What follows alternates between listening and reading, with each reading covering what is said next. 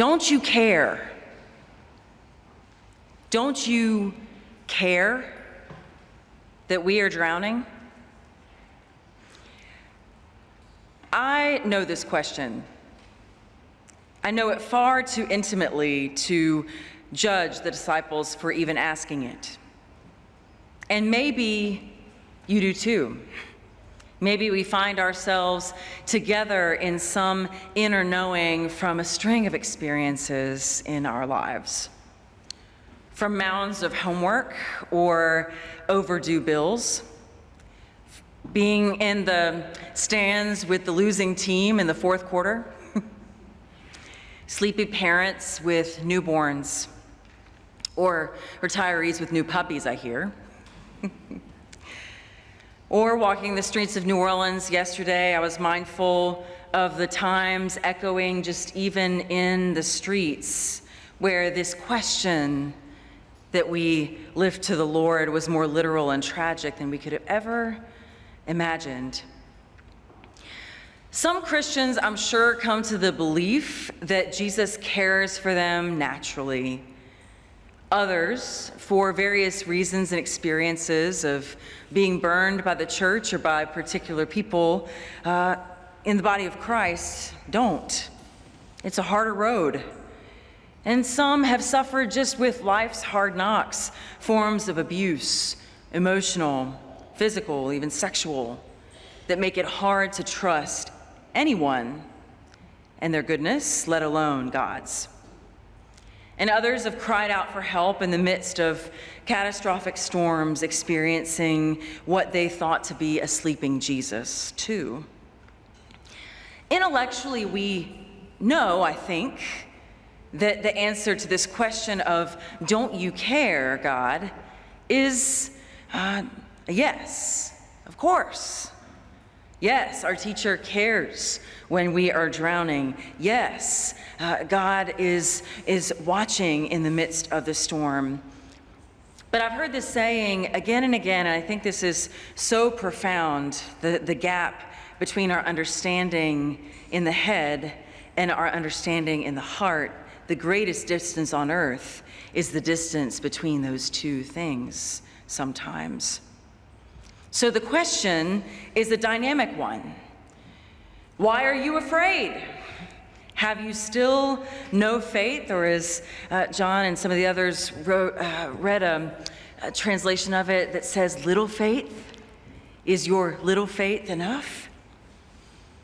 To that question, we have to continue to live and ask and face that faith even in the midst of the fear we hold sometimes, and hold them in tension, seeing what we might find, what we might learn, and what we might discover.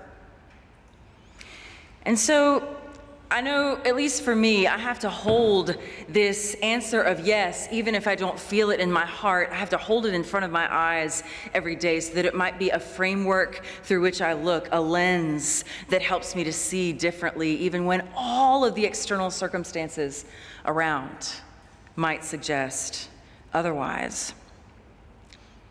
So we probably extend this meaning of drowning to include all the ways that human beings find ourselves in over our heads, overwhelmed, even in conflict, as we're talking about over these weeks, overpowered and terrified, paralyzed. And Jesus' question given back to the disciples ultimately sounds ludicrous when we want to have our God be one of compassion and full attention in the midst of these times. I told you about this devotional guide that we've been following week to week to week. It's both available around the church and then on our website. And there are some questions this week that I think are really meaningful and profound for us, whether it be the questions of kind of an imaginative exercise of asking you and me in the midst of whatever emotions we inhabit, particularly in the midst of our fear and perhaps little faith, where do we find ourselves in the boat? I asked my staff this question this week just as a point of reflection, and some of them very honestly said that they were kind of aggressing into the storm and over-functioning, trying to do whatever little things they could control. Some bucket that came out of nowhere that they were, getting the water out of the boat however they were able. Some were cowering in a ball in the midst of fear, and others weren't quite as aware, because in those times of fear, it is so hard to be self-aware about what is happening in the midst of our minds, our hearts, our bodies. We just kind of show up to whatever is and try to survive our way through it. I find that fear, just like if you know anything about psychology, it is the kind of thing that often we talk about in a binary of two responses. It's either fight or either flight. You either lean the whole way in to try to fight your way through and take up more space, or diminish from the space and run completely in the other direction, not to engage the fear or the encounter, maybe the relationship, maybe even the hard conversation at all. But one of the pieces of wisdom that has been most hard for me to learn, just as one of the Christians alongside you and among you, is that there is a third option. That there are times when we don't need to move forward or backward at all. And it wasn't until I heard the choir sing this anthem just now, these words that were echoing into this space, saying, "Be still, my soul, the Lord is on your side." Be still, my soul, the Lord is on your side. When we take that to its most heartfelt meaning, then I think that third option is to actually engage and embrace whatever harrowing experience we have as not just one we need to bat away, but one that we need to welcome in. One that we need to welcome in all of its pain and all of its uncertainty. And often, when we welcome it fully in, the waves without become the storm within you, and ultimately, I've experienced at times that it has less power when we actually have the courage to embrace it fully and see what it might teach or what it might have as an effect over our lives. You know, we are human, and God created us with this capacity to fear. And sometimes it wakes us up, and sometimes it makes us paralyzed.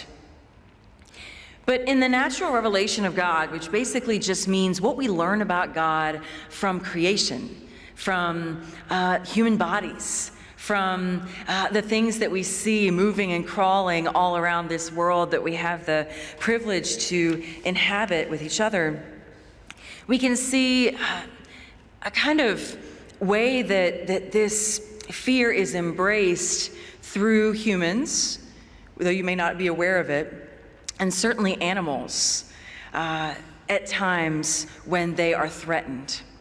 So I see in different species like lizards and even sharks, floating things and crawling things, that there is a notion called tonic immobility. I don't know if anybody's a science person in here that has been encountering this or studied this at some point, but if you actually look online, you can see examples of this all the time where maybe a lizard is threatened and it turns immediately on its back and just lays there. Not in a place of apathetic submission, but in a place where it absorbs the fear and the threat in such a way where they completely let go of any sense that they have any control over what is to be. And they lay there trusting that somehow they will survive this threat if they play dead to some degree, right in the midst of the experience that is proximate to them or coming to them. Maybe you know something of what this is in your life as well. People talk about it in times of trauma in a bad way, but I have found sometimes when we are faced with the most difficult of experiences, when we stay in it, as much as we have the strength to, it can be less scary and become more approachable for us to believe that we truly can overcome it. So when no other response is available, this body shifts, our bodies shift to a mode of being still, of conserving physical resources. They even say that it's signaling to some degree to aggressors to seek causing harm. It redirects the body's energies while we have this tonic sense of immobility, and it redirects the body's energies toward health and healing and wholeness in the immune system, and directs us towards staying alive rather than risking our harm in the fight or flight. So when we look at our reflections in the devotional, one of the things that we're invited to do is to think about that storm actually being welcomed in. To actually think about the waves raging not just outside of us, but inside of us. What kind of harm or damage does that do or don't do? And even more profoundly, where is God in the midst of those? How is God functioning, connecting? What promises do you hear, or what silence maybe feels a bit deafening? There's another story that I've held to my heart over these years, and it's from kind of an interpretation of Jewish biblical literature, the first 5 books mostly. And it relates to a story during the Exodus where, we are pretty familiar with this story being a short line from those who were in slavery, who were led through the Red Sea into freedom to their sojourn. But in this interpretive telling of the story, it stretches the journey out a bit. And in this particular one, about a young man named Nahshon, when the Israelites reached the Red Sea, they reached it and it didn't automatically part. Charlton Heston didn't exactly have the power that he usually has, right? And they stood at the banks of the sea and waited, and then wailed with this despair. And the story finds them in a circle, basically kind of bickering with each other, saying, who's going to go first? With everyone just kind of sitting still, not knowing quite what to do. And all of a sudden, Nahshon stood up with no words and went around this circle and stood at the shore with a pause, and then stuck his first foot in and began to walk, slowly but purposefully, silently, as the waters continued to consume him from his feet to his thighs, to his chest, and then to his neck. And of course, his friends that he didn't look back to, they were all looking on in awe and fear and trembling. And he went a little farther, and the water continued to go up over his chin and then his nose. And then finally his whole face, where he wasn't able to breathe or see. And it was only at that point when Nahshon literally came to the very end of himself, the very end of his potential survival. It was at that point that the seas began to pull away. Why are you afraid? Little children, have you still no faith in me? If we think about it in this way, this invitation that God gives, it is less of a rebuke and more of a gentle reminder from Jesus' mouth in the storm and from the mountain in a time of peace. Why do you worry about clothing or about tomorrow, you of little faith? Be still and know that the Lord is on your side. So while the tempest in the story is surely a real storm, the meaning in the story isn't just about rushing through this storm to get to peace. If you hear anything that I say, hear that God's presence is fully awake and placed in the correct position, even in the storm, not just in the arrival of peace. One of the things I notice is that Jesus is sleeping in the story, but he is still in the stern, which, if any of you have been sailing or on the water at all, we know that that is the place where the captain always sits. And that's the place where the one who will guide and lead and protect the rest in the boat will reside. And so God can be and speak and live and move both in the silence and the storm of our lives. They can both be rich in a time where God is presence and love with skin on. To have faith for us is to actually hold these two realities, these pictures, in tension. To allow God to reveal God's self in whatever lessons we can learn about ourselves, about our lives in both situations. And so God demonstrates in powerful and miraculous ways that we expect and we welcome and that fit our expectations and our timeline. But other times, God hopes that we might trust too the incarnation in God's quiet, abiding presence through whispers and tiny gestures, coming to us in seeming weakness and also abiding strength, even from the presence of this sleeping captain in the stern, in the hiddenness of God, in hiddenness, not absence. We can share the peace that we find for whatever moment is in front of us.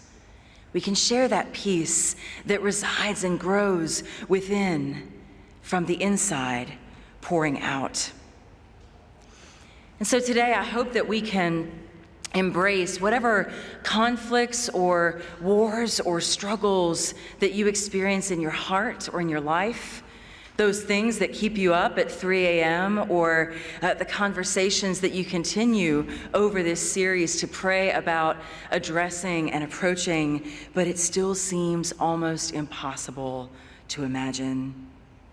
Remember that it's only when our capacity ends and God's fully begins that the trust of our being provided for and the work of transformational conflict in our lives can be a source of resolution, restoration, and healing. When we let go of our own agendas, of our own overfunctioning, our own fight and flight, and just let the whole of the waves wash over and within, this is the place where trust can be our guide. This is the place where you have all you need, where I have all I need, where we have all we need. Amen.